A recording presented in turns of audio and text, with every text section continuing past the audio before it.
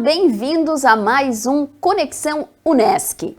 Prevenção contra a Covid-19, os cuidados com a higiene das mãos e, principalmente, o uso da máscara são fundamentais no combate à infecção do novo coronavírus. No programa de hoje, você vai ver como usar corretamente os diferentes tipos de máscara. Home office, quais as vantagens e os desafios de se trabalhar em casa? Você vai conhecer também os serviços oferecidos pelas clínicas integradas da Unesc, que oferecem atendimento gratuito para a população em diversas especialidades médicas. E os principais fatos históricos do mês de abril. O Conexão Unesc está só começando. Continue com a gente.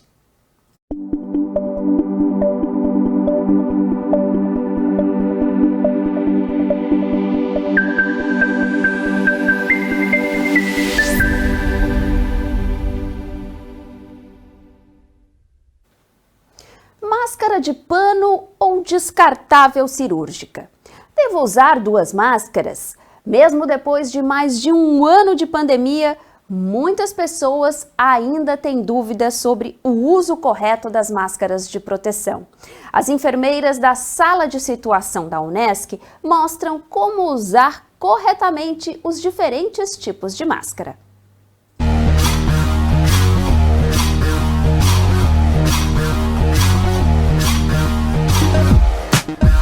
Dados do Centro de Controle de Doenças dos Estados Unidos mostram que usar duas máscaras, uma de pano sobre uma máscara cirúrgica descartável, pode melhorar a proteção contra a Covid-19. Os pesquisadores descobriram que esta medida pode impedir que 92,5% das partículas infecciosas escapem. As enfermeiras da sala de situação da Unesc explicam como usar corretamente as máscaras. Olá pessoal, eu me chamo Graziela, sou enfermeira, faço parte aqui da equipe da sala de situação da Unesc. Eu, junto com a enfermeira Tainara, vamos trazer para vocês a forma correta e incorreta do uso da máscara, assim como recomenda o CDC. Me chamo Tainara, sou enfermeira e faço parte da sala de situação aqui da Unesc. Hoje eu irei mostrar para vocês os tipos de máscaras e a forma correta de utilizá-las.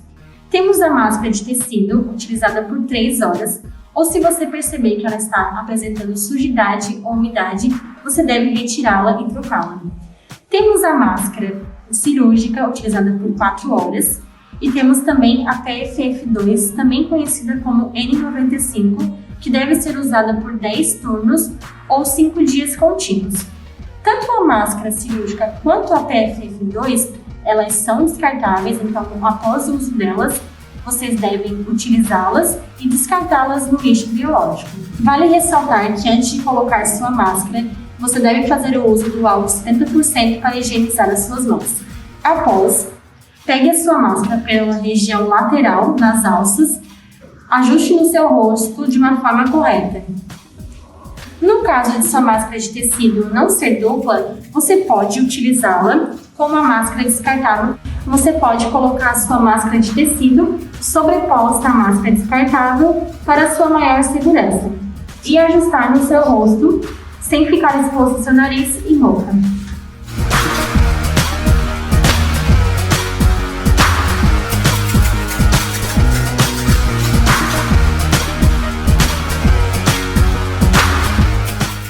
As clínicas integradas da Unesc oferecem atendimento gratuito à população em diversas especialidades médicas, além de ser um importante laboratório de prática formativa para os acadêmicos.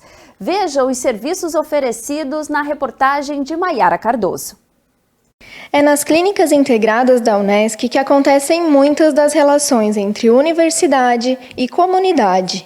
O espaço oferece atendimentos em saúde gratuitos em uma troca mais do que justa, acadêmicos colocando em prática seus ensinamentos e garantindo as primeiras bagagens da vida profissional sob supervisão dos mestres, os professores. Enquanto isso, do outro lado, está a comunidade, que é beneficiada ao encontrar atendimentos de qualidade e de confiança sem custo.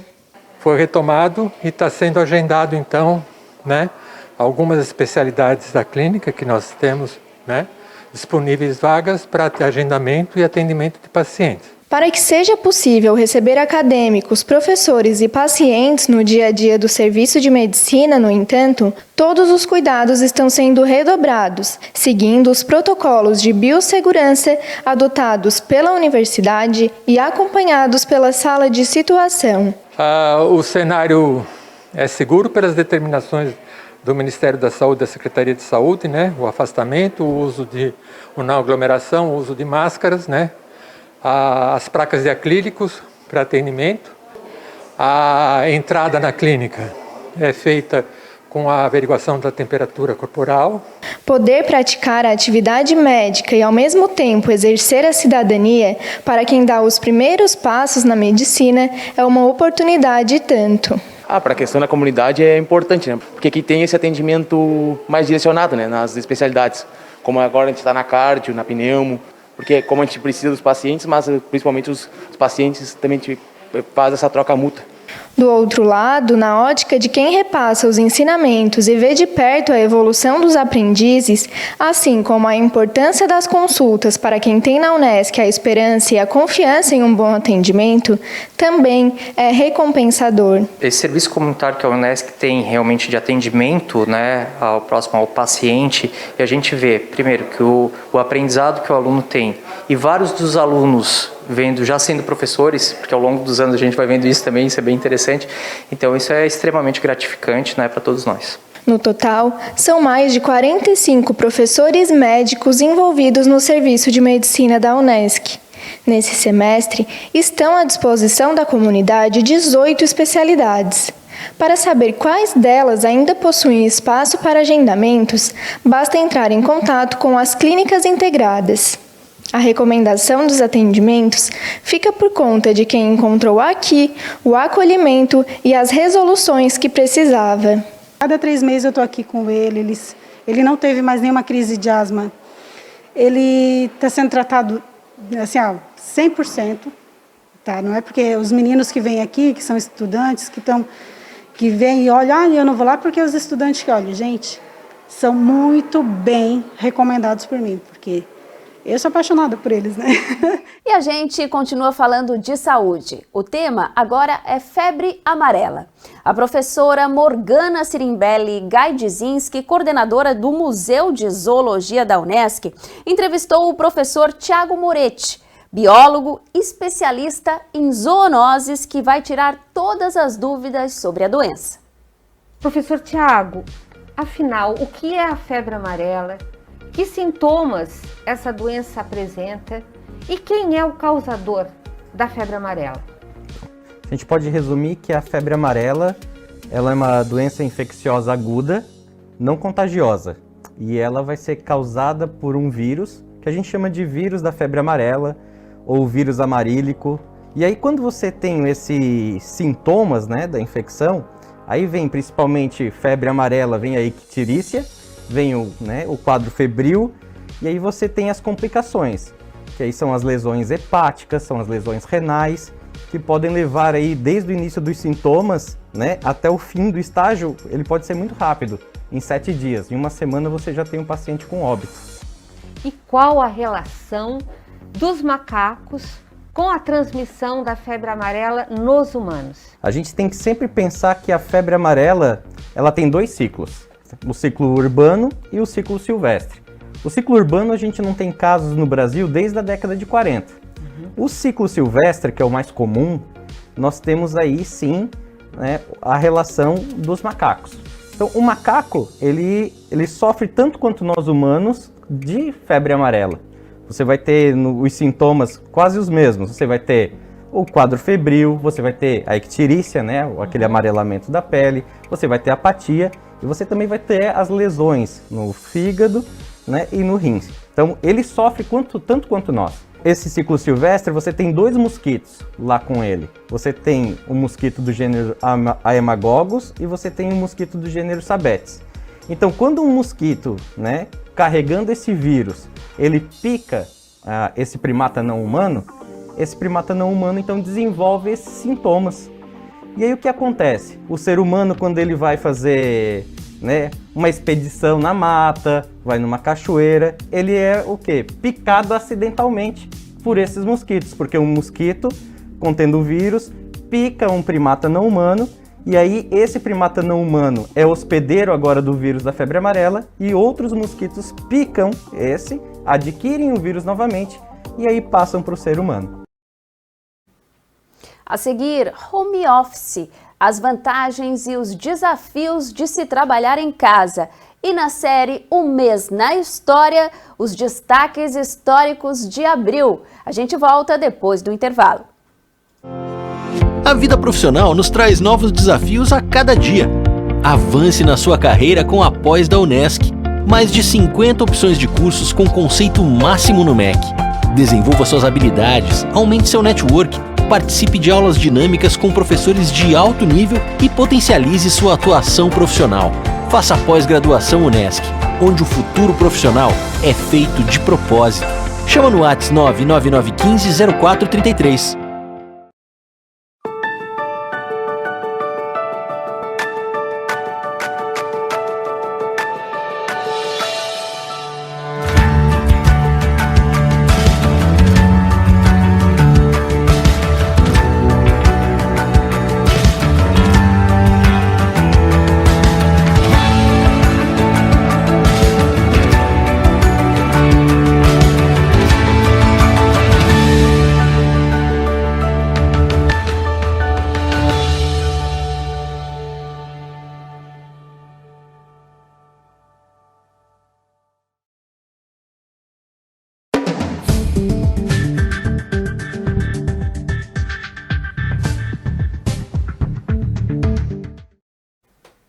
O trabalho em casa foi a estratégia adotada por 46% das empresas durante a pandemia, segundo a pesquisa Gestão de Pessoas na Crise Covid-19. Porém, o trabalho remoto ainda é um desafio para as empresas e para os colaboradores. O estudo também apontou que 67% das companhias relataram dificuldades em implantar o sistema. Já o colaborador precisou lidar com a falta de estrutura em casa, aliar o trabalho à vida doméstica e também criar uma rotina. Apesar de tudo, o home office veio para ficar e pode ser muito bom se for bem implantado.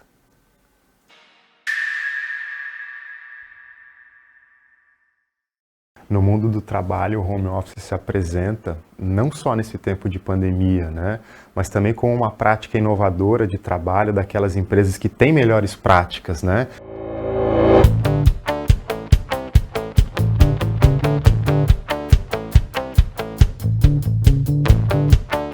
A pandemia acelerou isso.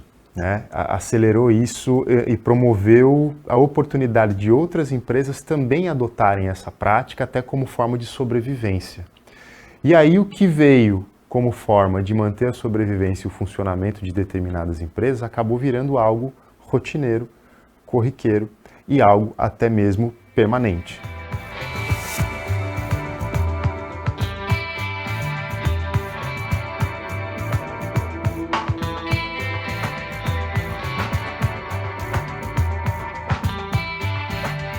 O grande desafio do home office hoje é você construir uma rotina para o trabalho remoto. E quando você tem a possibilidade de criar um planejamento adequado para as tarefas que você tem que desenvolver, as entregas ficam claras. E não é simplesmente você transferir o seu escritório, né, da sua empresa para a sua casa. Então, criar a rotina e articulá-la com a rotina do seu cotidiano familiar talvez seja o principal desafio.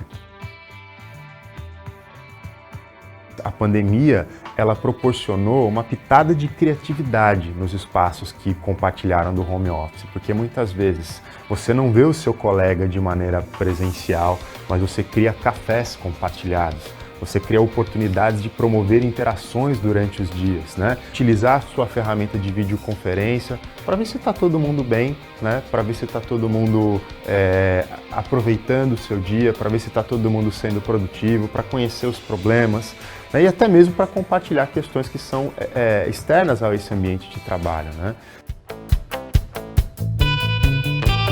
Você trabalha na sua residência e talvez aquela estrutura ela não seja mais necessária, né? Isso evidentemente otimiza uma série de recursos que a empresa tem naquele momento. Uma grande oportunidade é para que esse trabalhador possa ser mais produtivo, né? Aproveitar melhor a sua agenda, evidentemente, claro, compartilhar o cotidiano da sua casa e por si só isso gera também mais qualidade de vida para ele, né? Com um equilíbrio, né? Aproveitando o potencial da tecnologia e, evidentemente, com um bom planejamento. Se tudo isso for respeitado, o home office é uma prática de trabalho que vem para ficar e, evidentemente, proporcionar cada vez mais inovação, né, para os espaços que o adotam.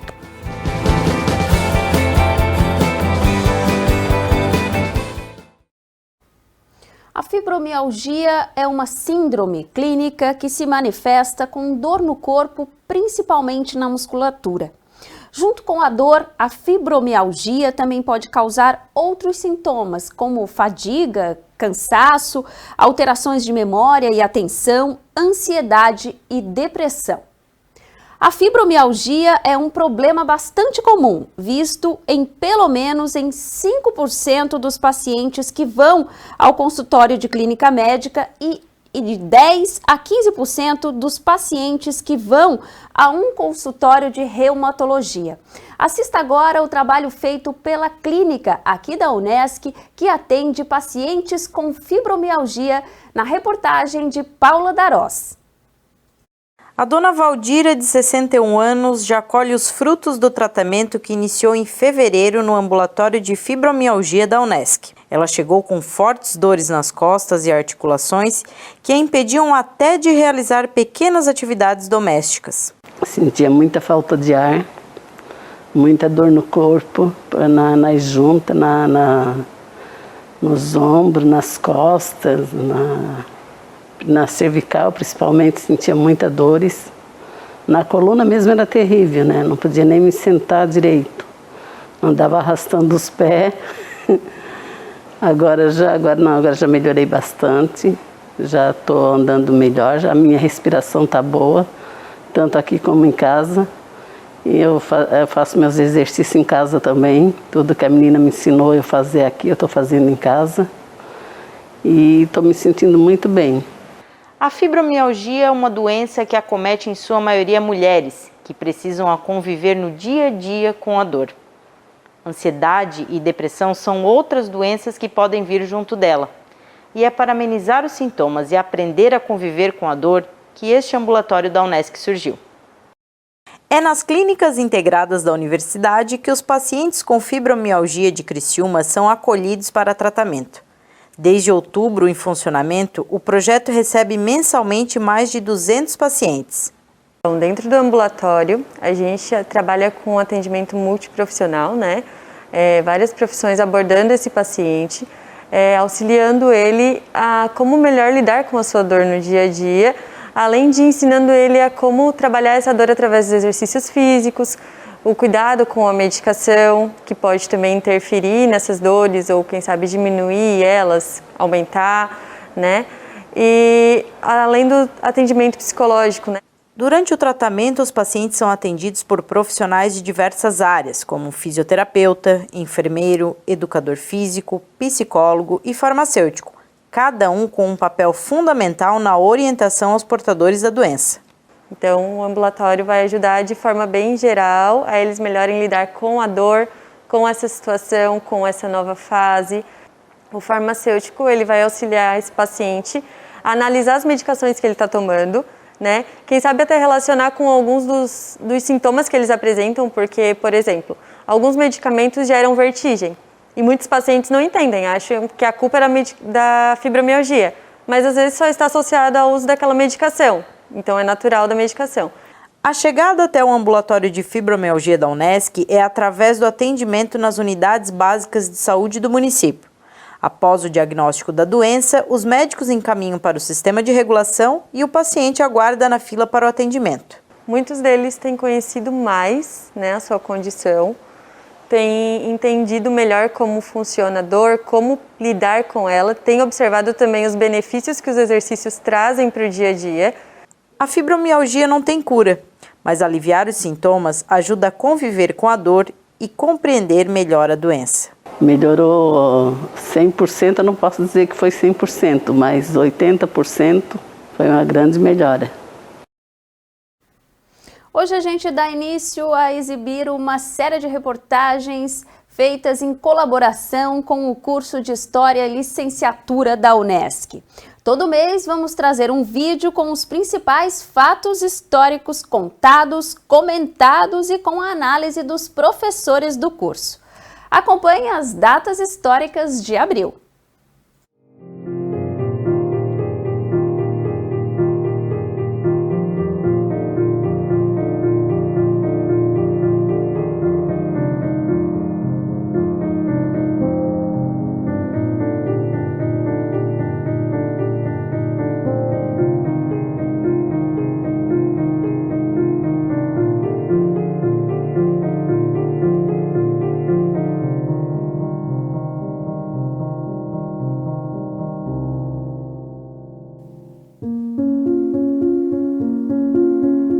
Este acontecimento está relacionado ao processo de expansão comercial realizada pelos europeus no início do século XV, visando alcançar o Oriente, as chamadas Índias, para fazer comércio com os povos que lá habitavam. Nesse processo de expansão comercial marítima, levou a chegada dos europeus às terras que viriam a ser chamadas posteriormente de América. Essas terras foram divididas através do Tratado de Tordesilhas entre portugueses e espanhóis. Por conta deste processo, Portugal envia então para o Brasil, em 22 de abril de 1500, uma expedição comandada por Pedro Álvares Cabral. Dessa expedição foi justamente fazer isso, o reconhecimento desse território, ver se havia riquezas para comercializar, ver se encontravam os metais preciosos, mas as terras já eram habitadas pelos povos indígenas, os povos originários. Portanto, o Brasil não foi descoberto, havia uma população aqui nesse território. A data alusiva ao Dia do Índio foi instituída no governo de Getúlio Vargas no ano de 1943, influenciado pelo Congresso Indigenista Interamericano que ocorrido no México em 19 de abril de 1940. Esse congresso tinha como pauta discutir políticas de apoio e proteção aos povos originários das Américas. Mais que uma data comemorativa, o dia 19 de abril deve significar um momento de reflexão, debate e de resistência. O próprio termo índio ou indígena vem sendo utilizado de forma genérica para se referir a povos e culturas marcados pela diversidade. Aliás, como bem assinalou o poeta Oswald de Andrade, tratou-se de um grande erro de português. Os processos de conquista e de apropriação que se seguiram até os dias de hoje produziram um verdadeiro genocídio, com a escravização dos índios, a conquista e a expulsão dos seus territórios, a destruição das matas. Por outro lado, muitos dos conhecimentos que aplicamos ainda hoje nos foram concedidos, ensinados pelos povos originários da América. Na alimentação, nas ervas medicinais, na geografia, na beleza e na alegria, como bem retratou Darcy Ribeiro. Tiradentes participou de uma revolta no século XVIII, por volta de 1789, feita em Minas Gerais, pelas elites de Minas Gerais, contra o domínio português, contra a exploração portuguesa que cobrava altos impostos sobre os colonos de Minas Gerais. Não tinha nesse contexto uma perspectiva de uma ruptura com os portugueses, não havia um sentimento nacional nesse movimento, um sentimento de brasilidade nesse contexto. Ele vira feriado nacional logo após a proclamação da República, ou seja, 100 anos depois. O regime republicano buscou no passado um movimento para se legitimar naquele presente.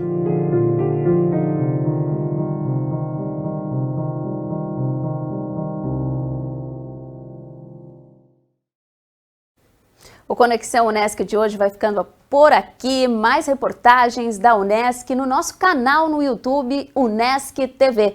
A gente se vê no Conexão na próxima semana. Tchau, tchau!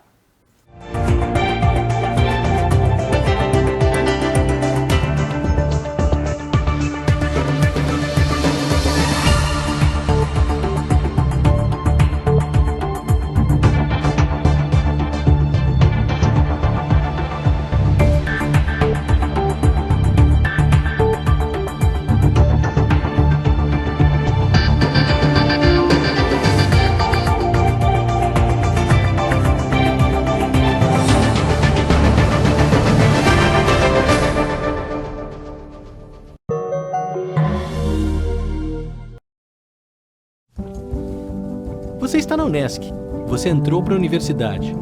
E o período da universidade é uma das melhores fases da vida. É quando conhecemos muita gente, começamos a construir nossa trajetória profissional, descobrimos novos propósitos. A gente cresce tanto que quase nem cabe mais dentro de si. A gente quer intensidade, quer ser feliz, quer abraçar, beijar, festejar. Mas de repente o mundo para. Vivemos uma pandemia e sabemos como é difícil se distanciar no momento em que a gente mais quer se aproximar. A gente quer aglomerar, quer fazer selfie com a turma toda, mas não dá.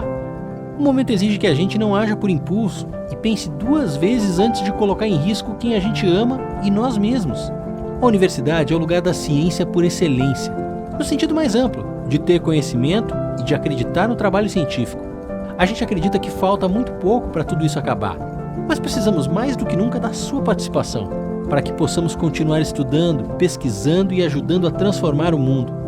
Por isso, é tão importante usar máscara, manter o distanciamento e lavar as mãos. Nosso campus está preparado para oferecer o máximo de segurança para você continuar estudando. E com cada um fazendo a sua parte, vamos superar tudo isso mais rápido, para você viver as experiências mais incríveis na nossa universidade. Bem-vindos ao time da nossa universidade. Unesc, uma universidade de realizações.